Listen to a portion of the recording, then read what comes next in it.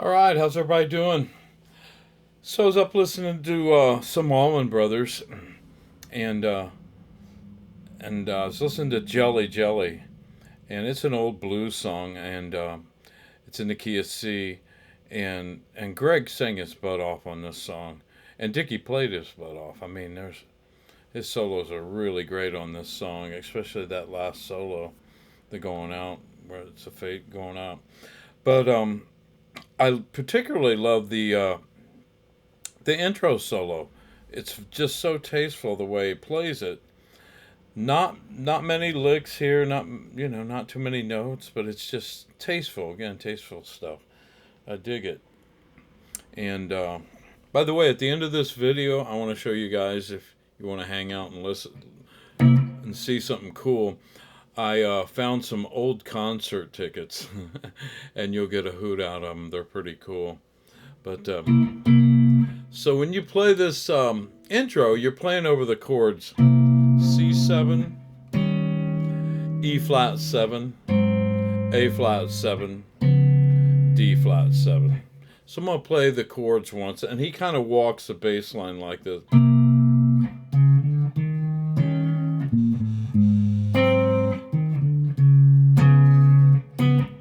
So that's how I would walk it, and I think I hear somebody in there playing rhythm doing that kind of a walk. I know the bass line is doing that. So I'm going to play this, and this comes right in with the solo comes right in. So, but the rhythm, the chords start right after the intro licks on the guitar.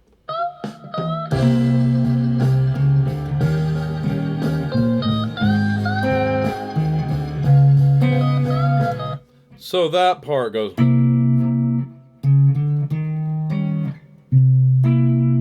That's a C7. And walk up from C sharp, which is down here on the 4th fret of the A string. Chromatically move up to E flat. That's all on the A string with your 2nd finger. 4th, 5, 6. Then you play the chord. You're just playing a triad there, of a 7th chord.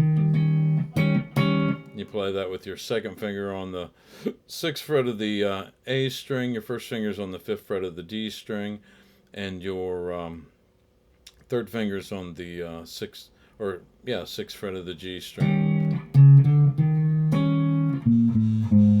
Then go down with your 2nd finger on the 6th fret of the low E string, chromatically down to the going 6, 5, 4. Then you take and play this 7th chord here, the A flat 7th. Your 2nd finger is on the 4th fret of the low E string.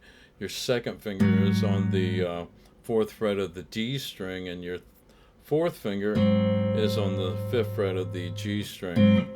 So that's the shape we started with, the C chord. I don't know if I said that or not. Your 2nd finger is on the 8th fret. Your 3rd finger is on the 8th fret of the D string, and your 4th finger is on the 9th fret of the G string. So we got.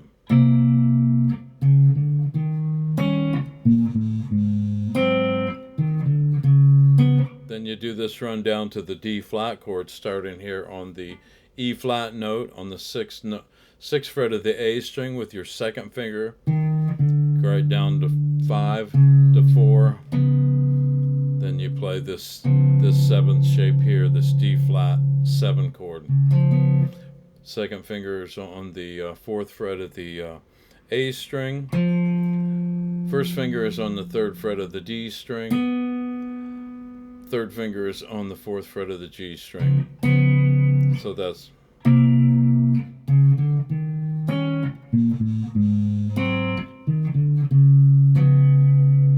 Let me play that one more time with the track here.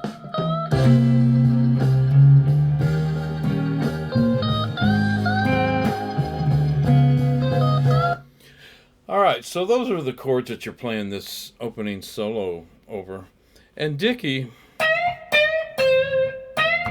I like how he opens. That first note is kind of staccato, and he kind of kills it like And he's bending here on the 16th fret of the B string with his third finger.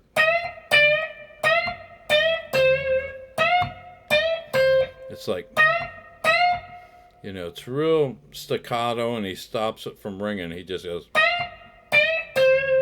Then he bends again. That's a full step bend. Then he does a bend here on the 15th fret with his second finger. He lets that ring. And he comes down to the 13th fret of the high or the B string with his first finger. So let me play that very first note.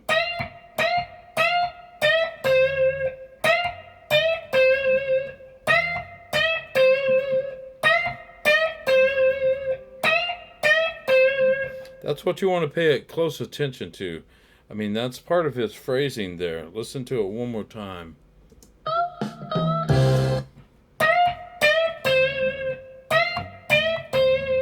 You know, you got to make that kind of real staccato and stop it.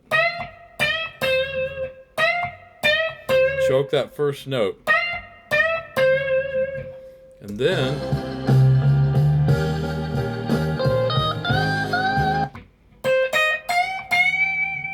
so that lick is played by placing your third finger on the 13th fret of the B string. By the way, I'm using my fingers to play this. It sounds like whoever, and I'm sure Dickey did this, but that very first lick definitely sounds like he was using his fingers. But again, it's a matter of preference. Sometimes I play with my fingers when I'm playing, you know, I'll be playing blues and I just like the sound of that, you know, the finger thing, using your fingers. It makes the notes kind of poppy. So anyway, the second lick. Let me play the first two. And I'm going to have to guess this, you know, I don't have a count in. I figured that the app I use called AnyTune has a count in, but it only does 4, you know, 1, 2, 3, 4.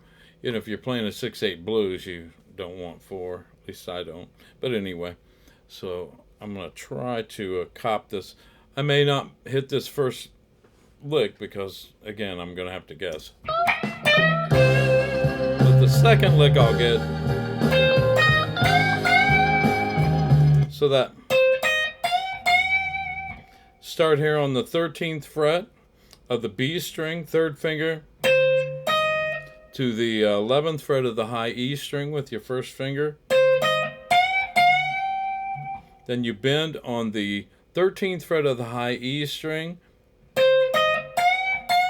You hit it twice, you bend it, then hit it again and bend it again, then you hold it.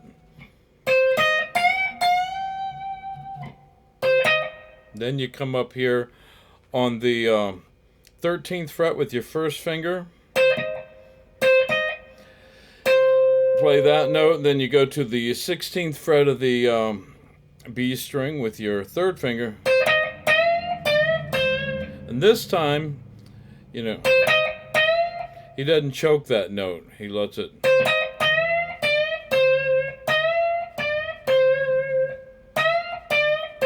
He does that.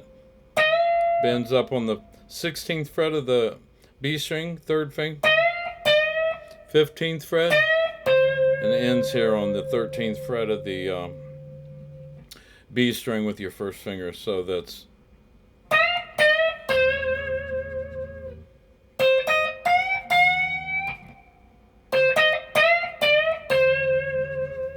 So let me try playing it again. I probably won't get this first lick again.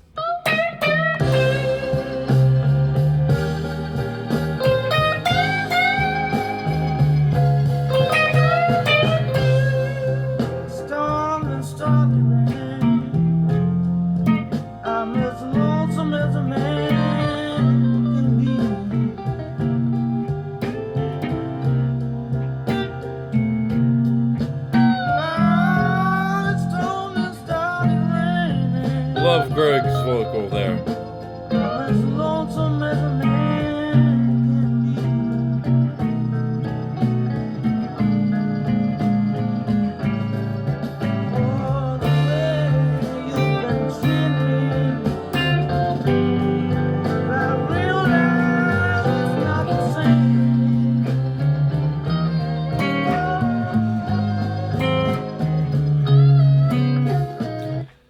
So that's the intro, and that was the chords. Let me go through those other. Once the verse starts, it's a C7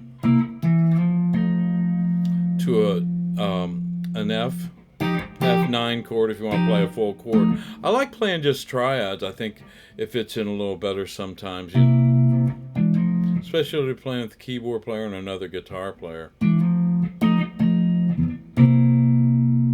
Okay, so it starts off C to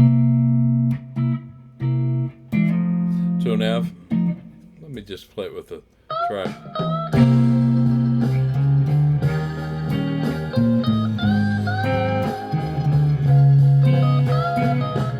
C7, F, F9, C7, C7, F,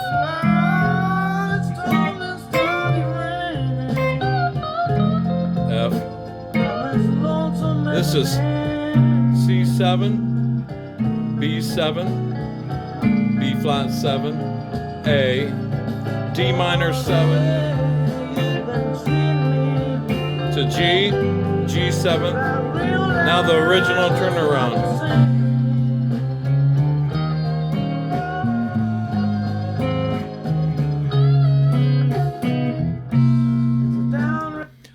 So those are the chords that you're playing. You know, when it comes to the solo, you're gonna be playing over those chords, and that's the chords that the song's written in over. Anyway, so learn that opening. I just think that's so tasteful. 3 notes. I think sometimes simplicity sounds the best. I mean, he does some cool stuff at the end, though. He's blazing. But anyway, learn that and work on those chords. And I just wanted to show you guys some of these tickets. They're kind of cool. And I'm just going to kind of hold them up. So this is 10 years after. This is 1970. You could go see Alvin Lee, and 10 years after. If you don't know who Alvin Lee is, or 10 years after, go up on YouTube and listen to some of their stuff. Listen to Bluest Blues. I play that song, and Alvin Lee just tears that song up. And so this one's Grand Funk Railroad. This one's from 1970. But check out the prices. $4.50. What was 10 years? $5 to see 10 years after. $4.50 to see Grand Funk Railroad. Mark Farner, another really good singer. Man, his vocals are so good. Here's one I really like. This is from what year? 1978. Not too old. Well, I say that, but it is pretty old. Grateful Dead, and you could see them for $7.50. I love this. I'll try to get through this. So here's a unique one. This one's from 1978. You can see the Patti Smith Group with Tom Petty and the Heartbreakers, special guest. And this was $2.98. The reason I'm showing this to you guys, I've looked at ticket prices for some of these bands you go to now, and I've paid to go to see some people recently, and it's crazy ridiculous. So this is the Kinks. Some of you people are not going to know who the Kinks are, probably. This is from 1980. You could see the Kinks for $8.50. Oh, here's one. I love this one. This one's Mountain. If you don't know who Mountain is, Leslie West. Great guitar player. I mean, I listened to a lot of Mountain back in the day because Leslie had such good vibrato, and his sound, his tone was to die for. Oh my God. He was called Mountain for a reason. He was a big old boy. But you could see Mountain. This was in 1971 for $4. So, a few more. Oh, here's another good one. 1970, Iron Butterfly. Mike Panera was playing guitar. $6. I remember him and Ted Nugent used to do shows back in the early 70s, and they were actually trying to see who could play the loudest. Crazy stuff. Here's one with Steve Miller Band and Crow, 1970. for $4. And here we go. Ted Nugent. Ted Nugent and the Amboy Dukes. Used to be called the Amboy Dukes. He had a song called Journey to the Center of Your Mind. I'm going to go up and revisit that song. That was a pretty cool song. So to see Ted in there's no date. Who knows when this was. It was on a Sunday, September 3rd. I guess I could try to figure it out. Not really. Probably early 70s. But anyway, you can see Teddy Boy for $3. I like Ted Nugent. A band I was in opened up for him one time in Fremont, Indiana. And he put on one heck of a show. James Brown, Mr. Soul Man. This is from 71. You can see James for $4. I have a good friend of mine. His name's Paul Pesco. He told me one time Paul was Madonna's original guitar player. But if you go look at Paul Pesco, Google him, and then look at his discography, he's played with everybody. But he did a stint with James Brown one time, and he said he played E9 chord all night long. All night long, he said it was in the key of E. James was just dancing around singing. I already did a Steve Miller. There's another Steve Miller, 71 for $3.50. I like Steve Miller. They were a great band. Stevie Wonder, $5.50 after tax, and this was in 1972. Kind of faded. And John Mayall, I really like John Mayall. Yeah, he launched a lot of blues players' careers, that's for sure. One of my favorites, and you don't hear too much about, and I think he's never gets enough attention, is and I can't even think of his name. I know Clapton played with Mayall, and a lot of other cats played with Mayall. How come I can't think of his name? This is what happened when you get old. I'll think of it. But anyway, John Mayall, you could see him for $5, and this was in 1972. Anyway, that's some old tickets that I had, and I have a bunch more somewhere. But I remember going to see, I saw Kansas and REO Speedwagon for free. Back in the day, in the early 70s, a lot of these bands would do shows, and, I saw Kansas and REO Speedwagon for free, and that was in Fort Wayne, Indiana. And they would just, do a free show, I saw the Eagles back in the day, the original Eagles, with Bernie playing guitar. I like Bernie Leadon. I liked his style. I think it fit the band. Joe Walsh is great, but I like Bernie better. I think he fit the band a little better. But I like the excitement Joe Walsh adds to the band. And Vince Gill, he was okay. But I really love the original lineup of the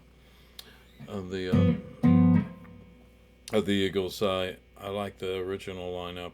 But I saw those guys' original band. I think it was in 72 for $3. $3. Now you pay what, $3,000?